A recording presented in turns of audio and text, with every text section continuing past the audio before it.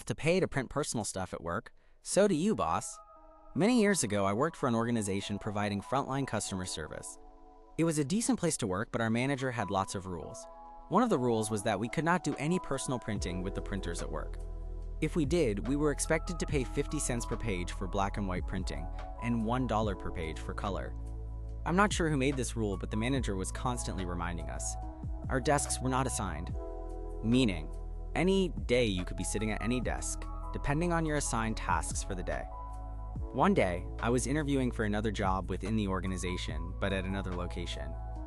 Prior to the interview, the manager of the other location asked me if I'd mind printing a copy of my resume and bringing it with me as their printers were down for the day. I said no problem and figured I'd print it at work since it was work-related. I was sitting at a desk that did not have a printer at it. The closest printer was located between my manager's desk and an employee desk, so I printed it and stood up to go get it. Before I go to the printer, my manager got there first. My print job went ahead of hers. When she saw what I had printed, she said, "OP, this looks like a personal print job." I explained it wasn't, but she disagreed and said since it had nothing to do with our day-to-day work, I had to pay $2 for 4 black and white pages. I begrudgingly paid up. I asked her what happened to the money, and she said she always put it in the Christmas party fund. Alright. A few weeks later, I was sitting at the desk with the printer at it. It was lunchtime, and everyone except my manager agreed to go to a nearby restaurant for lunch. I had walked out our building and realized I forgot my wallet, so I quickly ran back in to get it. When I got to my desk, I could hear the printer going. I was curious what was being printed as it was spitting out page after page.